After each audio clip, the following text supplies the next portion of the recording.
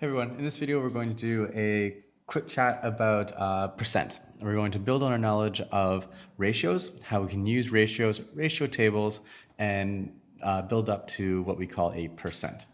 Now before we start, a percent quite simply just means something out of 100. Okay, so we have a certain amount out of 100.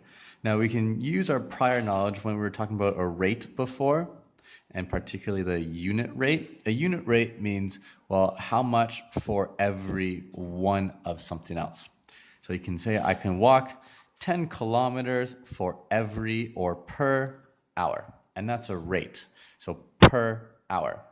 With a percent, we're using that same idea, per, instead of one though, we're now doing per 100. So percent means how much do I have per 100, or how much I have out of 100 or for every 100.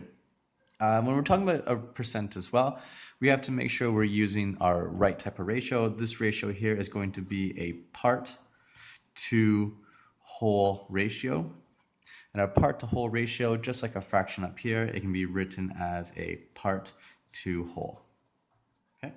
And so this is the knowledge we're going to be building on in order to calculate what the percentage of something is. So with my part to whole, I can actually make this into a ratio table, and I will use this ratio table to help me solve a problem. In class, if you remember, we had a problem where there were 3 dogs and 2 cats. And the question could be, well, what's the percentage of dogs? Or what is the percentage of cats? Let's go for that latter one, the percentage of cats. Here is a part to whole relationship, because I'm doing a percent. With a part to whole, I'm going to be looking at cats compared to, well, let's call it all animals, or you can even use pets here. So here, cats is part, animals is whole. I can set this number up in my ratio table. I have 2 cats, and how many animals are there altogether? 2 cats, 3 dogs, so that's going to mean there's 5 cats, or 5 animals altogether. Here, instead now to find the percent, instead of scaling down to the unit rate, instead I want to now scale up to find how much for every 100. Now, if you had really good number sense, you could say, oh, I know this, I just have to times by 20. If I multiply the bottom by 20, I have to multiply the top by 20, and therefore I have 40 out of 100.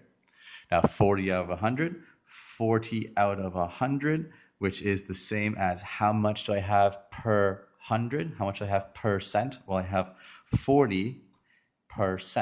And percent is written like this.